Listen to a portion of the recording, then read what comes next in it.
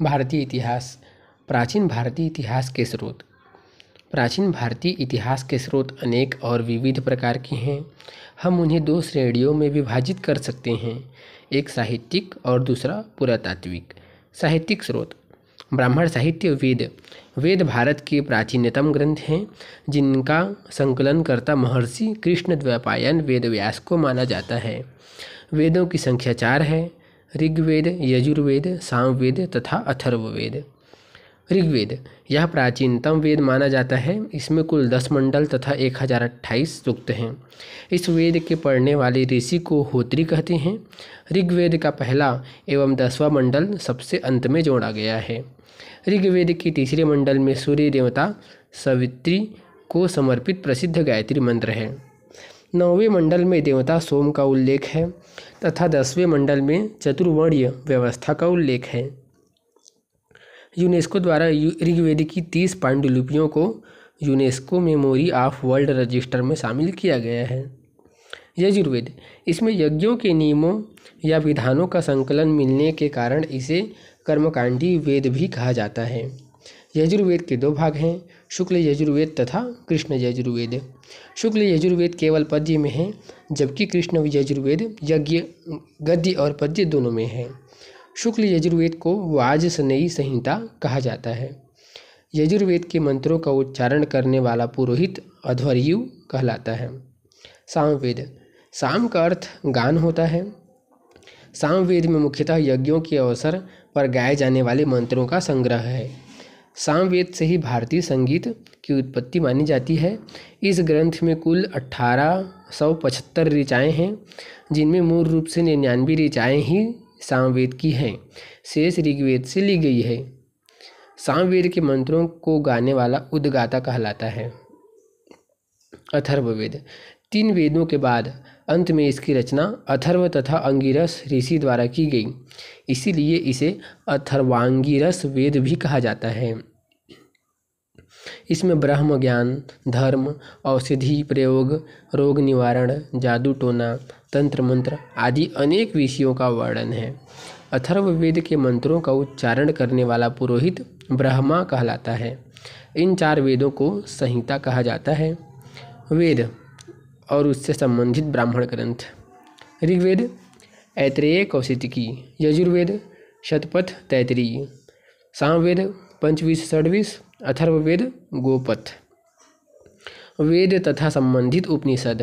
ऋग्वेद ऐत्रेयी कौशिकी, यजुर्वेद कठोपनिषद, ईशोपनिषद, बृहदारण्यक, श्वेताश्वरोपनिषद, मैत्रायणी। सामवेद छांदोग्य जैमिनी, अथर्ववेद मुंडकोपनिषद, मांडुक्योपनिषद, प्रश्नोपनिषद। वेदांग। वेदों को भली भांति समझने के लिए 6 वेदांगों की रचना की गई है।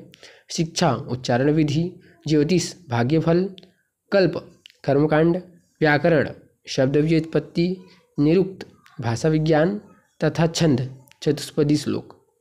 महाकाव्य। वैदिक साहित्य के बाद भारतीय साहित्य में महाकाव्यों का समय आता है। इसमें रामायण और महाभारत प्रमुख शामिल हैं। रामायण की रचना महर्षि वाल्मीकि तथा महाभारत की रचना महर्षि वेदव्यास ने की थी। पुराण। पुराणों की संख्या 18 है। पुराणों के आदि संकलनकर्ता लोमहर्ष अथवा उनके पुत्र उग्रश्रवा को माना जाता है। पुराणों में मत्स्य पुराण सबसे प्राचीन एवं प्रामाणिक है। पुराणों की महत्ता वंशावलियों के कारण है। मत्स्य पुराण सातवाहन वंश से, विष्णु पुराण मौर्य वंश से तथा वायु पुराण गुप्त वंश से संबंधित है। ब्राह्मणेतर साहित्य। बौद्ध साहित्य। त्रिपिटक बुद्ध की शिक्षाओं का संकलन है। इसे 3 भागों में विभाजित किया जाता है: विनय पिटक, सुत्त पिटक, अभिधम्म पिटक। विनय पिटक संघ संबंधी नियम तथा आचार संबंधी शिक्षाओं का संग्रह है। सुत्त पिटक धार्मिक सिद्धांतों तथा धर्मोपदेश का संग्रह है। वहीं अभिधम्म पिटक दार्शनिक सिद्धांतों का संग्रह है।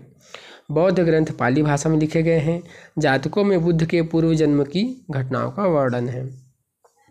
दीपवंश तथा महावंश नामक 2 पाली ग्रंथों से मौर्यकालीन इतिहास के विषय में भी जानकारी मिलती है। बौद्ध धर्म के हीनयान संप्रदाय का प्रमुख ग्रंथ कथा वस्तु है, जिसमें महात्मा बुद्ध का जीवन चरित्र अनेक कथानकों के साथ वर्णित है। महायान संप्रदाय के ग्रंथ ललित विस्तार, दिव्यावदान आदि हैं। जैन साहित्य। जैन साहित्य को आगम कहा जाता है। जैन ग्रंथों में परिशिष्ट पर्वन, भद्रबाहु चरित, आचरांग सूत्र, भगवती सूत्र, कालिका पुराण आदि प्रमुख हैं। जैन धर्म का प्रारंभिक इतिहास तथा तीर्थंकरों की जीवनी कल्पसूत्र में है, जिसकी रचना भद्रबाहु ने की थी। साहित्य एवं उसके रचनाकार तथा उसमें विशेष तथ्य। अष्टाध्यायी के रचनाकार पाणिनि, व्याकरण ग्रंथ। मुद्रा राक्षस के रचनाकार विशाखदत्त। इसमें मौर्य काल के बारे में पर्याप्त जानकारी मिलती है। महाभाष्य, अष्टाध्यायी पर टीका, रचनाकार पतंजलि। पुष्यमित्र शुंग के बारे में जानकारी मिलती है। कथा सरित सागर, रचनाकार सोमदेव। मौर्य काल के विषय में जानकारी मिलती है। बृहत कथा मंजरी, रचनाकार क्षेमेंद्र। मौर्य काल के विषय में जानकारी मिलती है। अर्थशास्त्र, विषय राजनीति, रचनाकार कौटिल्य।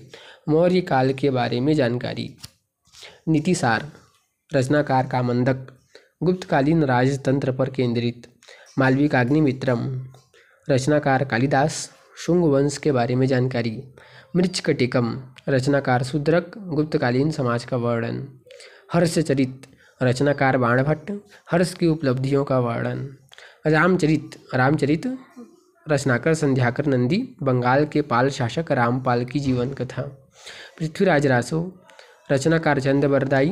पृथ्वीराज चौहान की उपलब्धियों का वर्णन। राजतरंगिणी, रचनाकार कल्हड़। कश्मीर के राजवंशों की क्रमबद्ध जानकारी।